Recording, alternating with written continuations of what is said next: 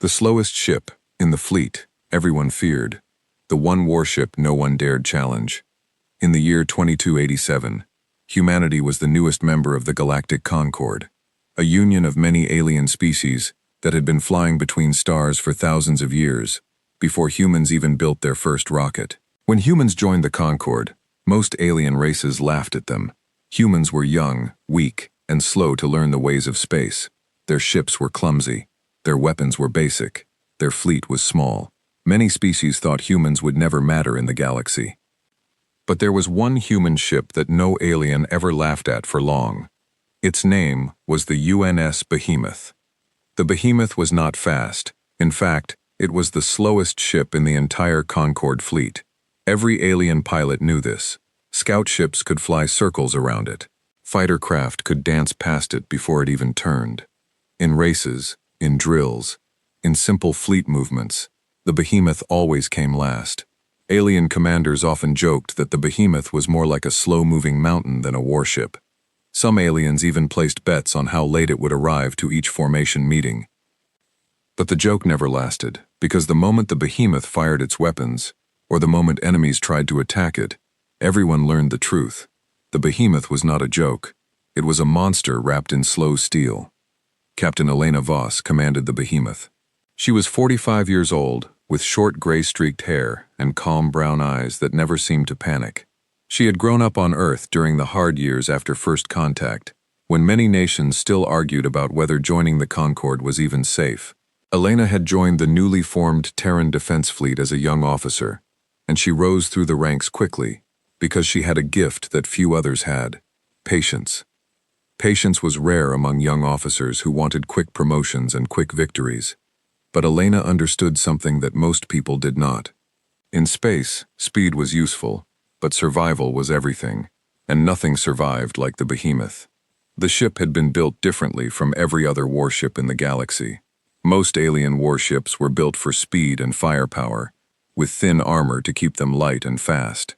The idea was simple: hit hard, move fast, and never let the enemy hit you back. It worked well for most species, but human engineers, when they designed the Behemoth, decided to try something different. They built a ship that could take a hit, not just one hit, 1,000 hits. The Behemoth's outer hull was made of a special layered metal that human scientists had spent years developing, a material later called Voss plating, named after Elena's own research team. It was heavy. It was thick. It slowed the ship down more than anything else in the design. But it also made the Behemoth nearly impossible to destroy. When the Concord first inspected the ship's blueprints, many alien engineers shook their heads. "This will never fly properly," one Grelith engineer said, looking at the mass numbers. "You are making a brick, not a warship." Human engineers did not argue. They simply nodded and kept building. The Behemoth was 3 kilometers long, shaped like a long wedge with rounded edges, more like a fortress than a ship. It carried 12 massive plasma cannons, 6 torpedo bays, and a defense grid so dense that most weapons fired at it simply bounced off or burned out before doing real damage. Inside, over 4,000 crew members lived and worked, keeping the great ship running day and night. For the first 2 years after the Behemoth joined the Concord fleet, it did almost nothing but sit in formation and move slowly from system to system. Other captains avoided flying near it, not because they respected it, but because they found it embarrassing to be seen next to something so sluggish. The nickname spread fast across alien channels: the Turtle. Some called it worse things. A Sarnathi commander once said publicly, during a fleet meeting, that the Behemoth was a waste of good metal that could have built 10 real warships instead. Elena Voss heard these comments. She never responded to them with anger. She would only say the same quiet sentence to her crew: "Let them laugh. The universe will teach them when it is ready." Her crew trusted her completely. First Officer Marcus Reyes, a broad-shouldered man with a deep laugh, often told the younger crew members stories about Elena's past missions, about how she had once guided a damaged supply convoy through an asteroid storm using nothing but instinct and calm nerves. The younger officers looked up to her, even when outsiders mocked their ship. It was during the 3rd year of Concord membership that everything changed. At that time, the galaxy was going through a tense period. A powerful alien empire known as the Corveth Dominion had been expanding aggressively along the outer rim of Concord space. The Corveth were a proud warrior species, tall and armored with natural exoskeletons, known for their fast attack fleets and their belief that strength alone decided who deserved territory. They had already absorbed 3 smaller alien nations through war, and Concord diplomats worried that the Corveth would soon test the Concord's borders directly. The Concord Council decided to send a combined fleet to patrol the border near a mineral-rich system called Thren, which the Corveth had been eyeing for months. Many warships were assigned to this patrol, fast cruisers and heavy destroyers from a dozen different species. And, almost as an afterthought, the Behemoth was added to the list too, mostly because Concord regulations required at least 1 heavy-class ship in any large patrol group. When the assignment was announced, several alien captains complained privately. "Why bring the slow one?" a Vekari captain asked during a briefing. "It will only hold up our formation." The Concord fleet commander, an experienced Thessian named Admiral Korlath, simply shrugged. "Rules are rules. The human ship comes." Elena received the orders calmly, as she always did. She gathered her senior officers in the command room, a wide circular space filled with glowing control panels and a massive central display showing star charts of the Thren system. "We are heading into contested space," she told them. "The Corveth have been testing borders for months. If they decide to push here, it will not be a small skirmish. It will be a real fight." Marcus crossed his arms. "The other captains still think we're just here to fill a quota." "Let them think that," Elena said. "It has worked well for us so far." The fleet departed 2 days later. As always, the Behemoth trailed behind the main formation, moving at its steady, unhurried pace, while faster ships raced ahead and looped back playfully, showing off their speed. Some alien pilots even flew close to the Behemoth's hull just to make fun of it, waving mockingly through their cockpit windows before speeding off again. Elena watched this on her monitors without expression. Her sensor officer, a young woman named Priya Nandakumar, sighed and shook her head. "They really don't respect us, Captain." "Respect isn't given," Elena said. "It's earned, and we haven't shown them anything yet." The fleet arrived at the edge of the Thren system 4 days later. It was a beautiful place, with 3 moons orbiting a gas giant streaked with orange and purple clouds, and countless mineral asteroids scattered like glittering dust across the void. Concord scanners detected no immediate threats, and the fleet settled into a patrol formation, spreading out to cover different sectors of the system. The Behemoth was assigned to guard the outer edge, the quietest and least important sector, far from where any real action was expected. Most of the alien captains were relieved. They did not want the slow ship anywhere near the center, where speed and reaction time actually mattered. For 3 days, nothing happened. The patrol was quiet, almost boring. Elena used the time to run drills with her crew, testing weapon systems and practicing damage control procedures. She believed strongly that a calm crew was a prepared crew, and she never let her people grow lazy, even during quiet stretches. On the 4th day, everything changed. Sensor arrays across the fleet detected a massive gravitational disturbance at the edge of the system, the telltale sign of ships dropping out of faster-than-light travel. Within minutes, Concord scanners confirmed the worst fear. A Corveth attack fleet, over 30 warships strong, had arrived at Thren, and they were not slowing down. They were heading straight for the Concord patrol. Alarms rang through every ship in the fleet. Admiral Korlath's voice crackled across the emergency channel, ordering all ships to form defensive positions immediately. Fast Concord cruisers scrambled to reposition, forming a wide arc to intercept the incoming Corveth fleet before it could reach the mining stations deeper in the system. On the Behemoth's bridge, Elena stood calmly as alarms blinked red around her. "Report," she said simply. 32 Corveth warships inbound, Priya said, her voice tight with tension. 6 heavy cruisers. The rest are fast attack frigates. They're moving at high speed, Captain. ETA to fleet contact, 11 minutes. Marcus looked at Elena. "We're at the outer edge. It'll take us longer to reach the main fight." Elena's eyes moved to the tactical display, studying the Corveth formation carefully. She noticed something the other captains had not yet mentioned. The Corveth fleet was not heading toward the center of the Concord formation, where the fast cruisers were gathering. It was curving outward, toward the quiet outer sector, toward the mining stations, and toward the one ship everyone considered a joke. "They're not attacking the main fleet," Elena said quietly. "They're going around it. They're coming for the mining stations behind us, and they're going to go straight through our position to get there." Marcus's face tightened. "They think we're the weak point." "They think we're an easy path," Elena said. "Let's show them why that was a mistake." She turned to her crew, her voice steady and calm, carrying no fear at all. "All hands, battle stations, charge the main plasma cannons. Raise the Voss plating shielding to full power. We are not moving from this position. Let them come to us." Across the ship, 4,000 crew members moved into action, their training taking over as alarms continued to sound through the long metal corridors. In the engine rooms, engineers powered up the massive reactors that fed the ship's weapons. In the gunnery decks, crews loaded the plasma cannons and prepared torpedo tubes. Throughout the ship, there was no panic, only quiet, practiced determination. Elena stood at the center of her bridge, watching the enemy fleet grow closer on the tactical display. The Corvette warships, sleek and fast, cut through space like blades, their weapons already glowing with pre-fire energy. Behind them, on the Concorde's main communication channel, other captains were shouting warnings, trying to redirect ships to help defend the outer sector. But they were too far away. The fast cruisers that had spent the entire patrol mocking the behemoth for its slowness were now too distant to reach the battle in time. There was only one ship standing between the Corvette fleet and the mining stations. The slowest ship in the fleet.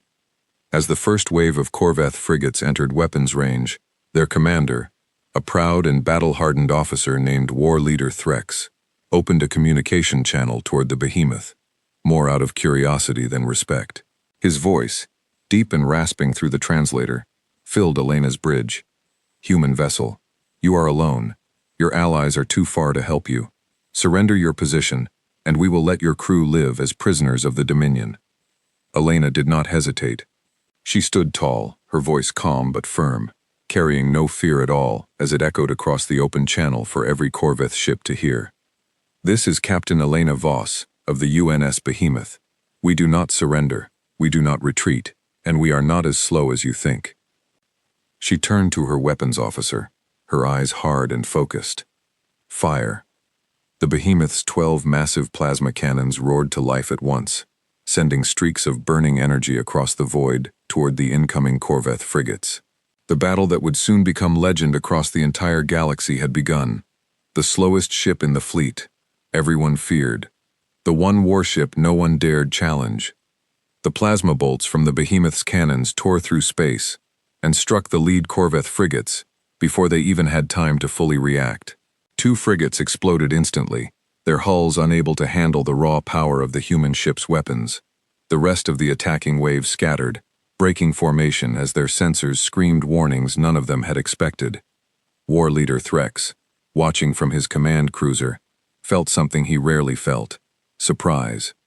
Corvette doctrine taught that human weapons were weak, built by a young species that had barely mastered space travel. But the blast that had just destroyed 2 of his frigates carried more power than anything he had seen from a ship this size. "Status report," Threx barked to his weapons officer. 2 frigates destroyed, War Leader. The human ship's weapons are far stronger than our intelligence reports suggested.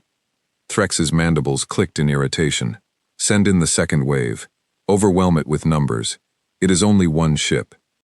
On the Behemoth's bridge, Elena watched the tactical display with calm focus as more Corvette frigates adjusted course, forming a wide circle around her ship, trying to attack from multiple angles at once.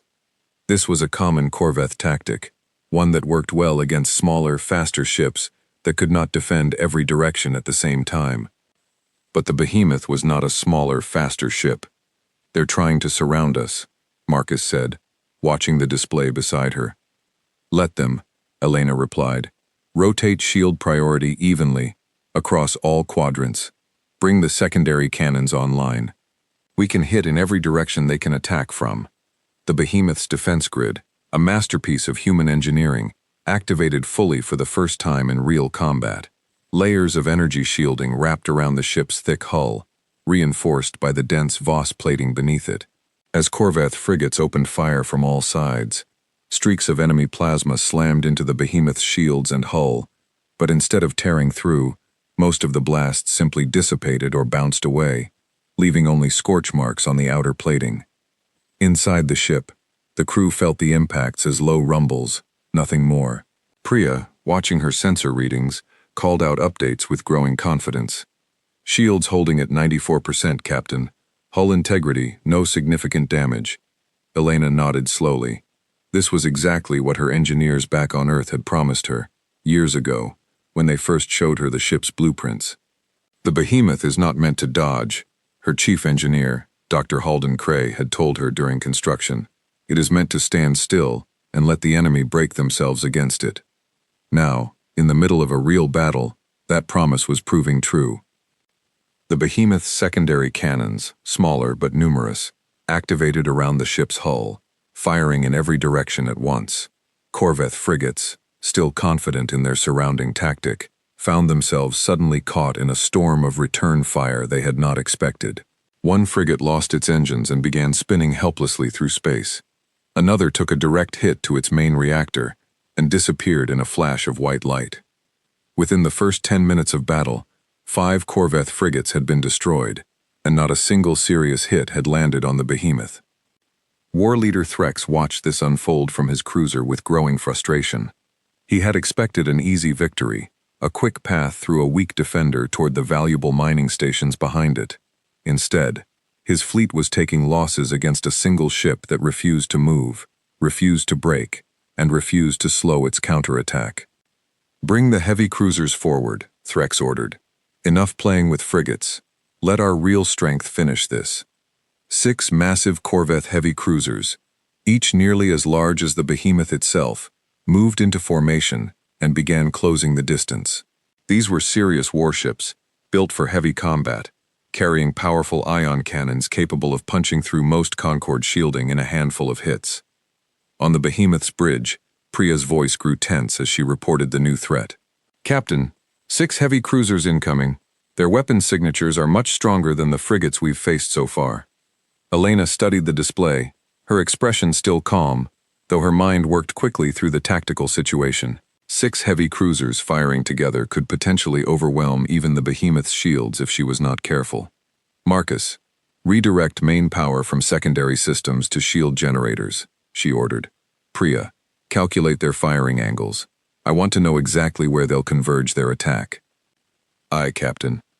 The Corvette heavy cruisers spread into a wide crescent formation, a classic tactic meant to concentrate their ion cannon fire onto a single point of the enemy's hull, overwhelming shields through focused damage, rather than spreading attacks evenly. It was a tactic that had broken through the defenses of countless ships across Corvette military history. "They're targeting our forward section," Priya said. "If all 6 cruisers fire together, the concentrated damage could breach our shields there." Elena nodded. She had expected something like this. "Rotate the ship 15 degrees to port. Angle our forward armor toward their firing line, and reroute engine power to reinforce forward shields for the next 60 seconds. The behemoth, despite its massive size, began to slowly turn, its thick hull groaning under the strain of the maneuver. It was not fast. It was never fast. But it did not need to be fast. It only needed to turn enough. The 6 Corvette cruisers fired together, sending a devastating wave of ion energy across space toward the behemoth's forward section. The impact rocked the entire ship, alarms blaring across every deck as the combined force of 6 heavy cannons slammed into the reinforced shields. For a moment, everything on the bridge shook. Sparks flew from a damaged console near the back wall. Crew members gripped their stations to stay steady. Elena held firm, watching the display carefully as the numbers updated. "Shields at 61%, Priya called out, her voice strained but controlled. "Hull integrity holding, no breach." A quiet cheer rippled through the bridge crew, quickly silenced by Elena's raised hand. "Not yet," she said. "They'll fire again." She was right. The Corvette cruisers began charging their weapons for a second volley, confident that one more strike would finally break through the human ship's defenses. War leader Threx watched from his command chair, his patience thinning. "Their shields are weakening," his tactical officer reported. One more concentrated strike should breach the hull. Then fire the moment you are ready, Threx snapped. But Elena had already anticipated this. As the Corvette cruisers prepared their second volley, she gave a new order, one that surprised even her own crew. Full power to forward cannons. Target their lead cruiser directly. Fire the moment their weapons charge reaches maximum. Do not wait for my command, gunnery officer. Fire the instant you see their charge peak. Her weapons officer, a sharp young man named Tomas Ibarra, understood immediately.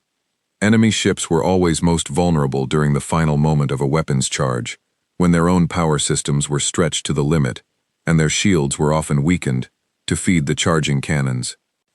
The Corvette cruisers reached full charge, their ion cannons glowing bright with gathered energy, ready to unleash their second devastating volley. In that exact instant, before they could fire, the behemoth's forward cannons blazed to life, sending a concentrated stream of plasma directly into the lead cruiser's weakened shields. The lead cruiser's shields collapsed instantly. The plasma bolts tore through its hull, striking directly into the ship's main reactor core. A massive explosion lit up the void, and the lead Corvette heavy cruiser broke apart in a violent burst of fire and debris, taking its half-charged weapons offline instantly. The remaining 5 cruisers, thrown off by the sudden loss of their lead ship, hesitated for just a moment, their formation broken. It was all the time Elena needed. "Fire everything," she ordered. "All cannons, all torpedo bays. Now." The behemoth unleashed its full arsenal at once. Plasma cannons roared. Torpedo bays opened and released a wave of heavy warheads streaking toward the confused Corvette formation. The remaining cruisers scrambled to reposition, but the damage was already spreading fast. One cruiser took 3 torpedo hits directly to its engine section and began drifting, powerless. Another lost an entire weapons array to a direct plasma strike. Within minutes, what had begun as a confident Corvette assault force of 32 ships had been reduced to a scattered, damaged remnant of less than 20, most of them retreating or badly crippled. War leader Threx stared at his tactical display in disbelief. His fleet, one of the most feared attack forces in the Dominion's border patrols, was being dismantled by a single ship that could barely move faster than a cargo hauler. "This is not possible," he muttered. On the main Concord communication channel, other captains, who had been rushing to reposition their faster ships toward the outer sector, watched the battle unfold on their own sensors with stunned silence. The captains who had mocked the behemoth for its slowness, who had called it a turtle and a waste of good metal, now watched as it single-handedly held off an entire Corvette attack fleet. Admiral Korlath's voice finally broke the silence on the fleet channel, filled with something between shock and admiration. "All ships, redirect to support the behemoth's position. Repeat, all ships redirect immediately." But even as the faster Concord cruisers finally began arriving at the outer sector, it was clear they were arriving to help finish a fight that the behemoth had already mostly won on its own. War leader Threx, seeing his fleet crumbling and Concord reinforcements finally approaching, made the only decision left to him. "All remaining ships, retreat. Fall back to Dominion space. This battle is over." The surviving Corvette ships turned and fled, jumping back into faster-than-light travel as quickly as their damaged systems allowed, leaving behind burning wreckage and the drifting remains of more than a dozen destroyed warships. Silence fell across the behemoth's bridge as the enemy fleet vanished from their sensors. For a long moment, no one spoke. Then Marcus let out a breath and looked at Elena with something close to awe in his eyes. "We held them," he said quietly. "We actually held them alone." Elena allowed herself a small, tired smile, the first sign of emotion she had shown throughout the entire battle. "The behemoth was built for exactly this," she said. "Now the galaxy knows it too." Across the fleet's communication channels, alien captains who had mocked the behemoth for years began sending messages, some hesitant, some openly amazed. The Vekari captain who had complained about the slow ship holding up formations was now asking, quietly, how the behemoth's shields had managed to hold against 6 heavy cruisers firing together. Elena did not gloat. She simply ordered damage reports, checked on her crew, and began the slow process of recovering from battle. But she knew, as did everyone watching, that something had changed that day. The slowest ship in the fleet had just proven it was also the most dangerous. News of the battle at Thren spread quickly across Concord space, and even faster across Dominion channels, where war leader Threx's defeat became a warning, whispered among Corveth commanders. A single human ship, slow and unglamorous, had destroyed a third of an attack fleet and forced the rest into retreat. The legend of the behemoth had begun, and it would not be the last time the galaxy underestimated the slowest ship in the fleet. The slowest ship in the fleet.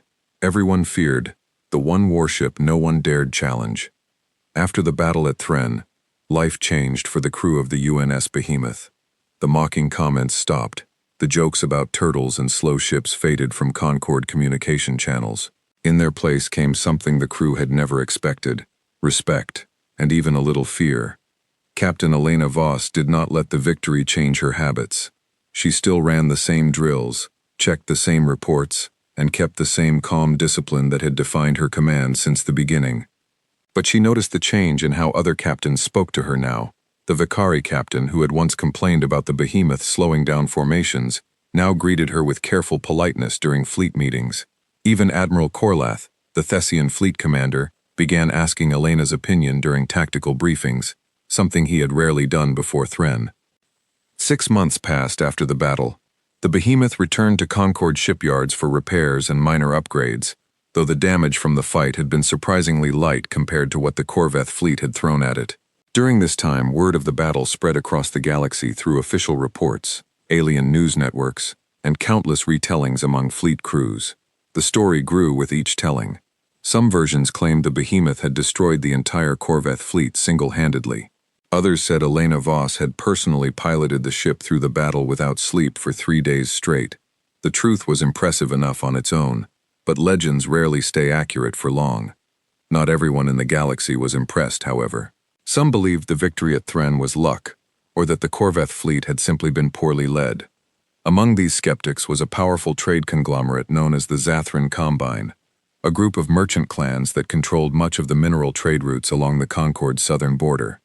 The Zathran were not a military power in the traditional sense, but they commanded a private fleet of heavily modified warships, crewed by mercenaries and paid soldiers from a dozen different species.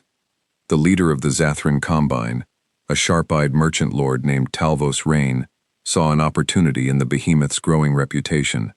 Talvos believed that if his forces could defeat the famous human ship in open combat, it would prove to the entire galaxy that the Zathran Combine was a power to be feared, not just a group of traders.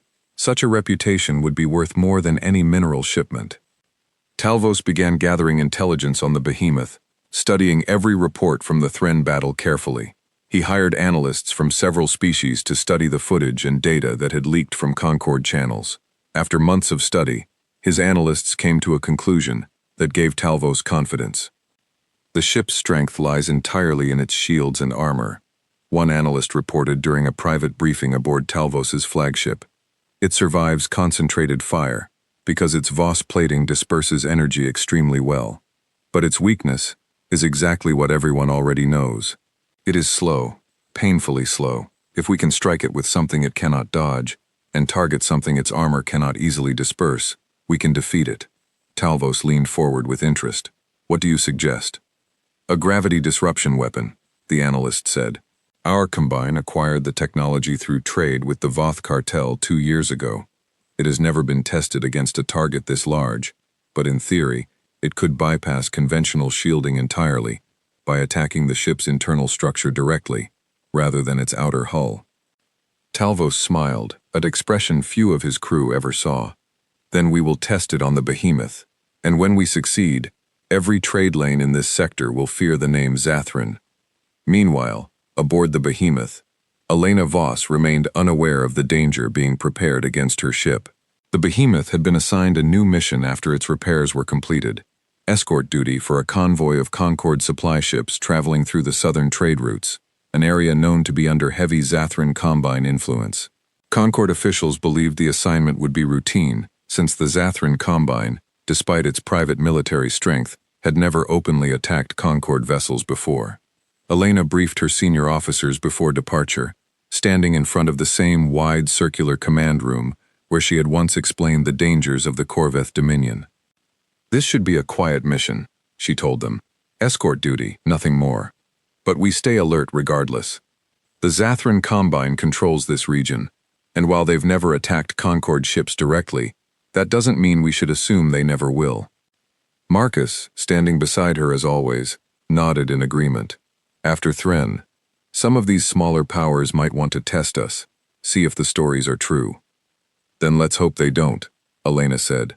But if they do, we'll be ready. The convoy departed 2 days later, with the behemoth positioned at the rear of the formation, guarding against threats from behind, while faster Concord escort ships patrolled the flanks. The journey through the southern trade routes was calm for the first week, passing quietly through several minor systems without incident. It was on the 8th day, as the convoy approached a mineral-rich system called Corvain, that Zathran sensors detected the convoy's position and relayed the information directly to Talvos Rain's flagship, waiting silently in a nearby asteroid field with a hidden fleet of modified warships. Talvos studied the report with satisfaction. The behemoth is with them, exactly as expected. Prepare the gravity disruptor. We attack when they enter the asteroid field's edge, where their larger ships will have the least room to maneuver. The Zathran fleet consisted of 15 heavily modified warships, each crewed by hardened mercenaries, along with a single specialized vessel, carrying the experimental gravity disruption weapon at its core, a massive device that consumed nearly all the ship's power reserves each time it fired. As the Concord convoy entered the edge of the Corvain asteroid field, alarms suddenly blared across every ship in the formation.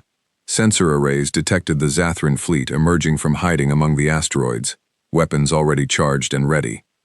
On the behemoth's bridge, Priya's voice cut through the sudden tension. Captain, 15 unknown warships, Zathran Combine markings. They're moving to intercept the convoy.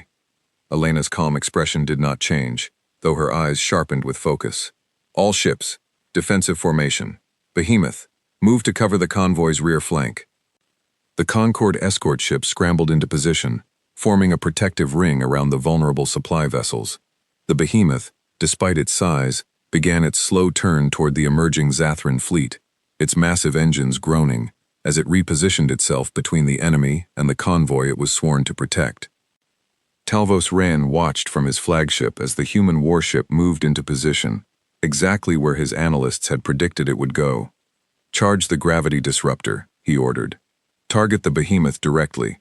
Let the rest of the fleet keep the Concord escorts busy. The specialized Zathran weapon ship began powering up its disruptor core, a process that took nearly 2 minutes, during which its escort ships engaged the Concord fleet in a chaotic exchange of weapons fire meant to distract attention from the true threat building at the center of the Zathran formation. Elena, watching the tactical display, noticed something strange about one particular Zathran ship, sitting further back from the main engagement, its power signature spiking rapidly in a way that did not match any weapon system she recognized. Priya, analyze that ship's power readings, she ordered, pointing to the display. Something about it doesn't match standard weapon signatures. Priya's fingers moved quickly across her console, running the ship's power spike through the behemoth's analysis systems. Her face grew pale as the results came back. Captain, that's not a normal weapon charge. The energy pattern matches something in our threat database. Gravity disruption technology. If that's what I think it is, it's designed to attack a ship's structural integrity directly, bypassing shields entirely. Elena's expression remained calm, but her mind raced through the implications quickly. A weapon that bypassed shields entirely would ignore everything that made the behemoth so difficult to destroy. If the Zathran Combine truly possessed such technology, the battle at Thren's lessons might not apply here. How much time before it's ready to fire? She asked. Estimated 30 seconds, Captain. 30 seconds was not enough time to reposition the massive behemoth out of the weapon's firing line, not with its slow engines. Elena needed another solution, and she needed it immediately. Tomas, she called to her weapons officer. Can our forward cannons reach that ship at this range? Tomas checked his targeting systems quickly. It's within range, Captain, but their escort ships are covering it. We'd need to punch through defensive fire to land a clean hit. Elena made her decision instantly. Then we punch through. All forward cannons, target the weapon ship directly. Ignore the escorts unless they block our firing line. Fire everything we have, right now." The behemoth's forward cannons roared to life, sending a concentrated wave of plasma fire directly toward the distant Zathran weapon ship, cutting through two escort vessels that attempted to block the attack. The plasma bolts tore through the first escort's hull completely, continuing onward with reduced but still dangerous force toward their true target. Aboard the Zathran weapon ship, alarms blared as the incoming fire approached. The ship's captain, a nervous mercenary named Dos Kelran, watched in horror as the plasma bolts closed the distance faster than his ship's disruptor could finish charging. "Divert power to shields!" Kelran shouted, but it was too late. The disruptor core was already drawing nearly all available power, leaving almost nothing for defensive systems. The behemoth's plasma fire struck the weapon ship directly across its midsection, just as the gravity disruptor reached 90% charge. The impact triggered a catastrophic feedback surge through the half-charged weapon, causing it to overload violently. The entire ship erupted in a massive explosion, the disruptor's unstable energy tearing the vessel apart from the inside before it could ever fire a single shot. On Talvos Rain's flagship, the merchant lord watched his prized weapon and its ship vanish from his tactical display in stunned silence. His carefully planned strategy, built on months of intelligence and preparation, had been destroyed before it could even be used.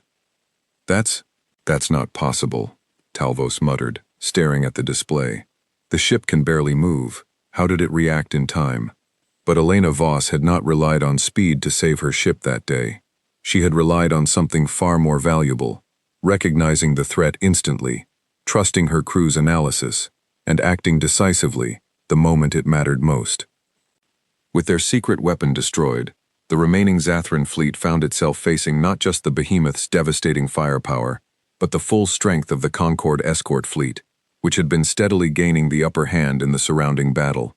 Talvos Rain, seeing his plan collapse entirely, made the difficult decision to order a full retreat, pulling his remaining ships back into the asteroid field before they could suffer further losses.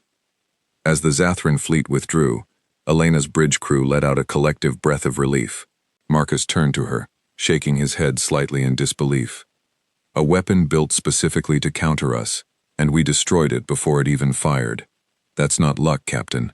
That's instinct." Elena allowed herself a small nod, though her mind was already moving toward the next concern.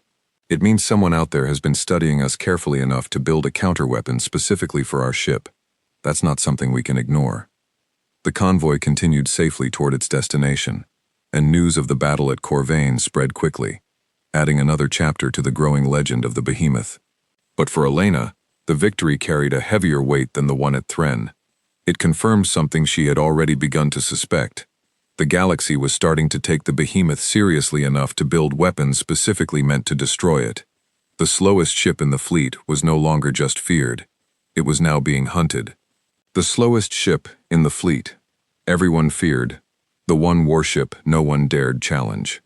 News of the behemoth's victory at Corvain reached every corner of Concord space within weeks, and it reached beyond Concord space too, carried by traders, smugglers, and diplomats who could not resist telling the story of a slow human warship that had destroyed a weapon built specifically to kill it. In Concord military circles, the behemoth was no longer discussed as a strange experiment or an oddity of human engineering. It was discussed as a serious weapon of war, one that other species now studied with genuine concern. For Elena Voss, this new attention brought both pride and worry. Pride, because her crew's discipline and her ship's design had proven themselves twice now against very different threats. Worry, because she understood that greater fame meant greater danger. If a private trade conglomerate could develop specialized weapons against her ship, then surely larger and more dangerous powers were watching closely as well, learning from every battle report, searching for the behemoth's true weaknesses. The Corveth Dominion, still smarting from its humiliating defeat at Thren, was one such power. Within the Dominion's military command structure, war leader Threx had been demoted after his failed attack, but the defeat had sparked intense study among Corveth strategists. If the behemoth's armor made direct assault nearly useless, and if bypass weapons like the Zathran gravity disruptor could be destroyed before they even fired, then a new approach was needed. It was Threx's replacement, a cold and calculating officer named Fleet Marshal Greenock, who devised the next plan. Greenock did not believe in single dramatic weapons or clever tricks. He believed in overwhelming force, applied with patience and precision. If the behemoth could not be defeated in a single decisive battle, then it would be worn down slowly, through a coordinated campaign designed to exhaust its crew, damage its systems gradually, and eventually force it into a position where it could be destroyed for good. Greenock's plan was simple in concept but massive in scale. He would not send one fleet against the behemoth. He would send several, striking at different Concord assets across multiple systems simultaneously, forcing the Concord Command to deploy the behemoth again and again across a wide stretch of space, wearing down its crew through repeated combat, while Corvette intelligence gathered more data with each engagement, slowly building a complete picture of the ship's true limits. Over the following 4 months, this strategy began to unfold. Small Corvette raiding parties struck at Concord mining outposts, listening posts, and minor colonies scattered across the border systems near Dominion space. Each time, the Concord Council, eager to prove the behemoth's continued value and reassure worried member species, dispatched the famous ship to respond. Elena and her crew fought 7 engagements during this period, each one smaller than Thren or Corvain, but each one demanding and exhausting in its own way.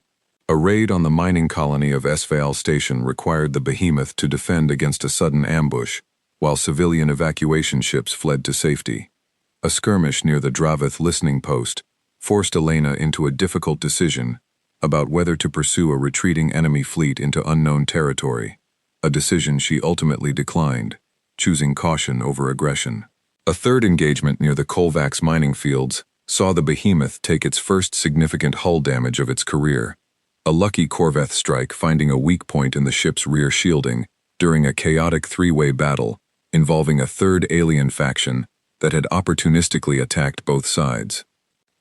By the 5th month of this campaign, cracks began to show, not in the behemoth's armor, but in its crew. Elena noticed the exhaustion first in small ways, longer pauses before responses during briefings, slower reaction times during drills, increased mistakes in routine maintenance reports. Even Marcus, normally unshakable, began showing signs of fatigue, his usual deep laugh becoming rarer as the weeks of constant deployment wore on. During a rare quiet evening between engagements, Elena called Marcus to her private quarters, a small but comfortable space filled with old photographs from Earth, and a single window looking out into the endless stars. "You're tired," she said simply, not as an accusation, but as an observation. Marcus sighed, sitting down across from her. "We all are, Captain. 7 engagements in 4 months. The crew is holding together, but barely. People are starting to wonder if this is ever going to stop." Elena nodded slowly, understanding the weight of his words. "The Corvette aren't trying to defeat us in one battle anymore. They're trying to wear us down, piece by piece, until we make a mistake, or simply break from exhaustion." "Do you think it's working?" Marcus asked quietly. Elena was silent for a long moment, looking out at the stars. "It might be, if we let it. But there's something the Corvette still don't understand about us, about humans." "What's that?" "We built this ship to endure," Elena said. "Not just its armor, its people too. Every officer aboard the behemoth was chosen because they could handle long, difficult fights, not just single dramatic battles. We are built for exactly this kind of war." Marcus considered her words carefully. "So what do we do?" "We adapt," Elena said. "I'm requesting additional crew rotations from Concord Command, more downtime between engagements when possible, and better rest schedules for critical positions. We cannot control when the Corvette attack, but we can control how well prepared and rested our people are when they do." Her request was granted within days, and Concord Command, recognizing the strain the behemoth's crew was under, began adjusting deployment schedules to allow for proper rest periods between engagements. Slowly, the crew's fatigue began to ease, though the underlying tension of Greenock's campaign continued. It was during the 6th month of this drawn-out conflict that Fleet Marshal Greenock decided the time had finally come for his true plan, the one all the smaller raids and skirmishes had been building toward. Through months of careful observation, Corveth intelligence had identified what they believed was the behemoth's greatest weakness. Not its armor, not its weapons, but its size and mass, which made sudden defensive repositioning nearly impossible, even with its powerful engines. Greenock's final plan called for a massive, coordinated ambush at a Concord shipyard called Halvan Station, where the behemoth was scheduled for routine maintenance and minor upgrades. If Greenock could strike while the ship was partially powered down for repairs, its full defensive capabilities would be compromised, giving the Dominion its best chance yet at finally destroying the human warship that had humiliated them at Thren. Greenock assembled his largest fleet yet. Over 60 warships gathered secretly at a hidden staging point near Dominion border space, including several new heavy cruisers built specifically with lessons learned from the Thren battle, featuring improved shield-piercing weapons, designed to counter the Voss plating's energy dispersal properties. Unknown to Greenock, however, Concord intelligence had been tracking unusual Corveth fleet movements for weeks, piecing together fragments of information from scout reports and diplomatic channels. Admiral Corlath, now serving as overall Concord fleet commander for the southern border region, grew suspicious enough to request a full security review of Halvan Station's defenses. During this review, Elena Voss herself raised concerns during a briefing with Corlath. The recent pattern of Corveth raids has felt deliberate, she said, studying the star chart spread across the briefing table. Not random border testing. Someone is gathering information, probably preparing for something larger. Corlath nodded slowly, taking her words seriously after everything she had already proven. What do you suggest? Reinforce Halvan Station's defenses before my ship arrives for scheduled maintenance, Elena said. If the Corveth are planning something significant, a shipyard with a partially disabled warship would be an ideal target. Corlath considered her warning carefully, and, showing the same wisdom that had earned him his position, decided to act on it. Additional Concord warships were quietly redirected to reinforce Halvan Station's defenses in the weeks leading up to the behemoth's scheduled maintenance, though the added ships were positioned carefully to avoid alerting Corveth scouts to the change. When the behemoth arrived at Halvan Station and began its maintenance procedures, only a handful of senior officers knew about the reinforced defenses waiting nearby. Elena insisted on keeping the ship's critical systems at partial readiness, despite the maintenance schedule. A decision that frustrated the shipyard's civilian engineers, but one she refused to compromise on. 3 days into the maintenance period, Concord long-range sensors detected exactly what Elena had feared. Fleet Marshal Greenock's massive Corveth armada, over 60 warships strong, dropping out of faster-than-light travel at the edge of the Halvan system, moving directly toward the shipyard with clear aggressive intent. Alarms rang throughout Halvan Station as emergency protocols activated. Elena, still aboard the behemoth during its maintenance period, immediately ordered all systems back to full readiness, despite the ship's incomplete repair status. Status report, she demanded as she rushed to the bridge, her uniform still partially unfastened from having been called from her quarters in the middle of the night. 63 Corveth warships inbound, Captain, Priya reported, her voice tight with urgency. This is easily the largest fleet we've faced. Estimated arrival at the station, 14 minutes. Marcus arrived on the bridge moments later, quickly taking his position. Our engines are only at 70% capacity from the maintenance work. We won't be able to maneuver at full strength. Elena's mind raced through their options quickly. The behemoth was not fully ready for battle, and the enemy fleet approaching was larger than anything they had faced before, larger even than the combined forces at Thren. But Admiral Corlath's reinforcements, quietly positioned nearby, gave her an advantage the Corveth did not know about. Contact Admiral Corlath, she ordered.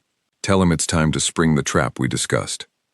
Within minutes, Concord communication channels lit up with coordinated activity as the hidden reinforcement fleet, over 40 additional warships that had been secretly stationed nearby, began moving into position to support Halvan Station's defense.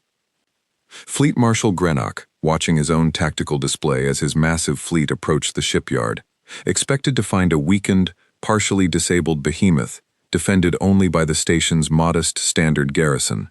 Instead, as his fleet closed the distance, Concord sensors suddenly revealed the true scale of the waiting defense force, ships that had been carefully hidden using sensor-dampening technology until the last possible moment.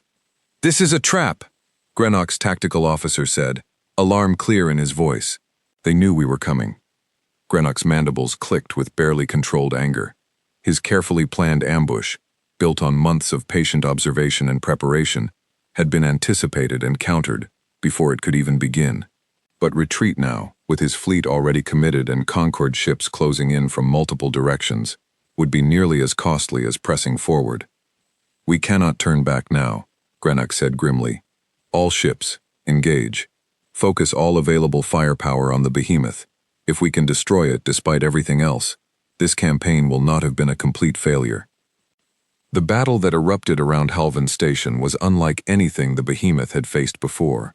A massive, chaotic engagement involving over 100 warships from both sides, filling the space around the shipyard with streaking plasma fire, exploding hulls, and desperate maneuvering.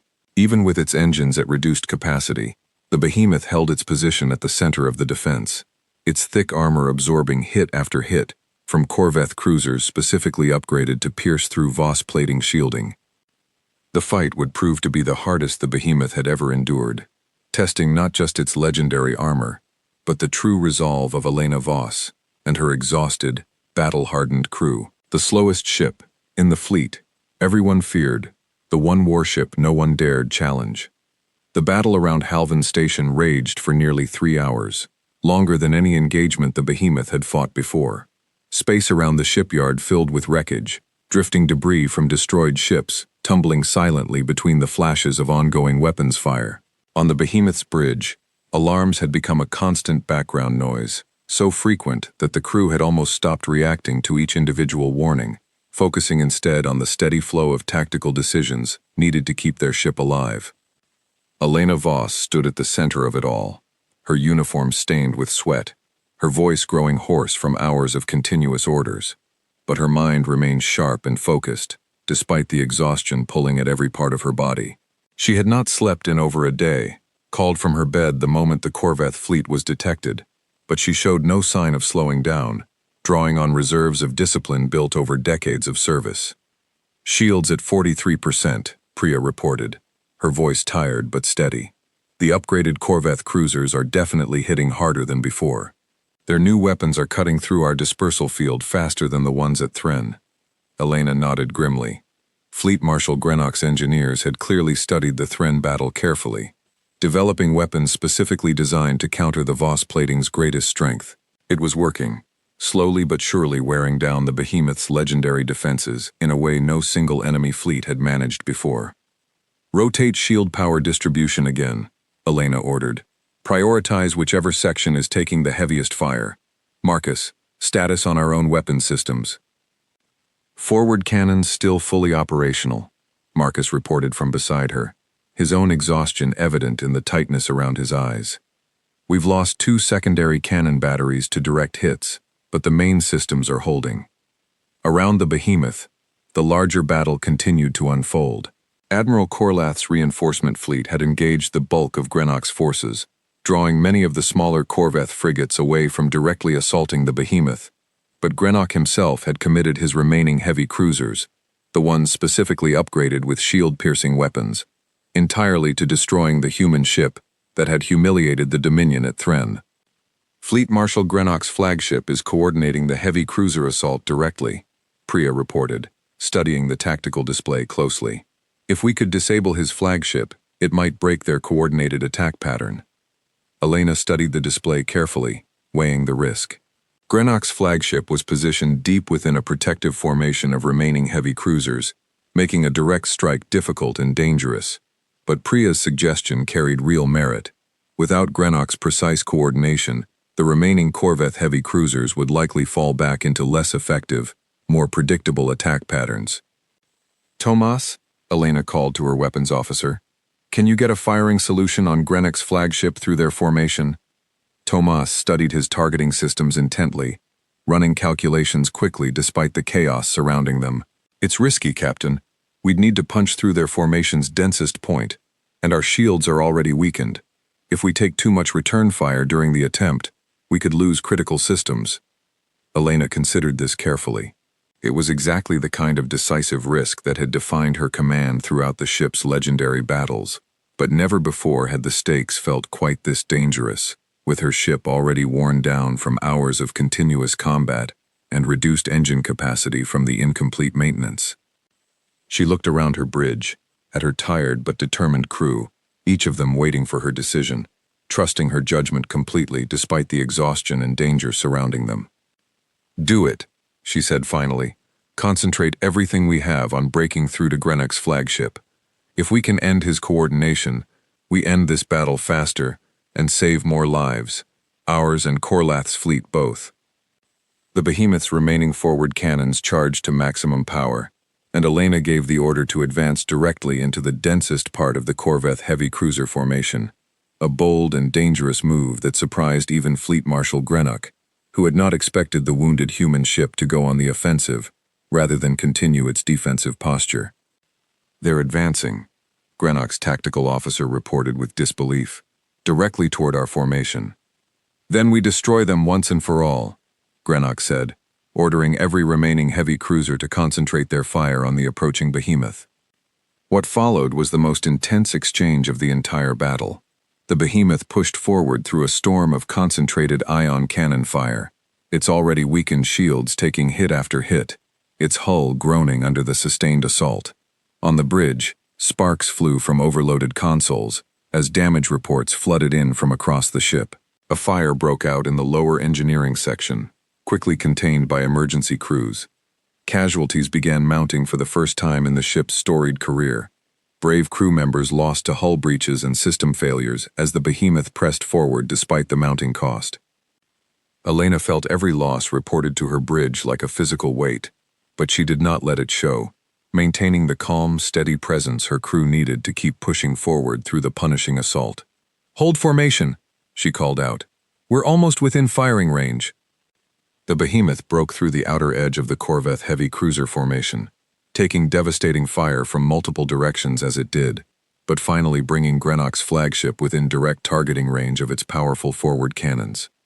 "Firing solution locked," Tomas called out, his voice tight with tension and exhaustion. "Fire," Elena commanded. The behemoth's forward cannons unleashed everything they had left, a concentrated blast of plasma energy that tore through Greenock's flagship's weakened shields, having already been strained from the sustained combat, and struck directly into the ship's main power core. The resulting explosion was massive, consuming the entire flagship in a blinding flash of destruction that lit up the surrounding battlefield. With Fleet Marshal Greenock's flagship destroyed, and his precise coordination suddenly gone, the remaining Corvette heavy cruisers fell into confusion, exactly as Priya had predicted. Without their commander's guidance, their previously devastating shield-piercing assault fell apart into disorganized, less effective attacks, giving the battered behemoth and Admiral Korlath's reinforcement fleet the opening they needed to turn the tide of the entire battle decisively in the Concorde's favor. Within 30 minutes of Greenock's death, the remaining Corvette forces began a chaotic retreat, their massive invasion fleet, once numbering over 60 warships, reduced to scattered survivors fleeing back toward Dominion space, leaving behind the wreckage of their most ambitious campaign against the Concorde border. Silence gradually returned to the space around Halvin Station as the battle finally ended, replaced by the somber work of counting losses, tending to the wounded, and beginning repairs on the many damaged ships that had fought to defend the shipyard. Aboard the behemoth, Elena Voss finally allowed herself a moment to sit down in her command chair, the exhaustion of the past day finally catching up with her fully now that the immediate danger had passed. "Casualty report," she asked quietly, though she dreaded the answer. Marcus, standing beside her with his own visible exhaustion, read from his datapad with a heavy voice. 37 crew members lost, Captain. Another 62 wounded, most expected to recover fully." Elena closed her eyes for a moment, feeling the weight of every name on that list, understanding deeply that no victory, however important, came without real cost. "Make sure their families are notified personally, not through standard channels. They deserve better than a form message." "Already arranged, Captain," Marcus said gently. In the days that followed, the Battle of Halvin Station became known throughout Concorde space as one of the most significant military engagements in the Young Alliance's history, a decisive victory that shattered the Corvette Dominion's ambitions along the southern border for years to come. Fleet Marshal Greenock's death and the destruction of his carefully built invasion fleet forced the Dominion into a period of internal reflection, their aggressive expansion plans delayed significantly as new leadership took time to reconsider their approach toward Concord space. For Elena Voss and the crew of the UNS Behemoth, the battle marked the true end of the doubts that had once surrounded their unusual ship. No alien captain ever again called the Behemoth a turtle, or mocked its slow, steady pace through the stars. The ship that had once been dismissed as a wasteful, clumsy experiment had proven, through 3 defining battles, that its unique design philosophy, built on endurance, patience, and overwhelming defensive strength, could stand against even the galaxy's most powerful and determined enemies. Concord shipyards, inspired by the Behemoth's proven success, began designing new classes of heavy warships based on similar principles, incorporating lessons learned from each of Elena's battles into future human and even alien ship designs. The Voss plating technology, once dismissed by alien engineers as impractical, became sought after across multiple species' military programs, with Elena's own engineering team receiving recognition and honors from Concord scientific councils. Elena herself remained humble despite her growing fame throughout Concord space, continuing to command the Behemoth with the same quiet discipline and careful patience that had defined her leadership from the very beginning. When asked by Concord journalists about the secret behind her ship's remarkable success, she often gave the same simple answer that had guided her throughout every battle. "We were never the fastest," she would say. "We were never flashy or impressive to look at during peaceful times, but we were built to endure, to stand firm when others would break, and to protect what needed protecting, no matter the cost. That was never a weakness. It was always our greatest strength." Years later, long after the Battle of Halvan Station had passed into legend, new recruits joining the Concord fleet would still hear stories about the slowest ship that ever sailed the stars, the one warship that no enemy, however powerful, ever dared to challenge lightly again. The Behemoth continued its steady, unhurried patrol through Concord space, a quiet reminder that true strength was never measured by speed alone, but by the courage and determination of those willing to stand firm when it mattered most. And so the legend continued, carried across the galaxy by every species who had witnessed, or simply heard tell of, the unstoppable patience and unbreakable resolve of the slowest ship in the fleet, the one that everyone had once feared to underestimate, and the one that no one, in the end, ever dared to challenge again.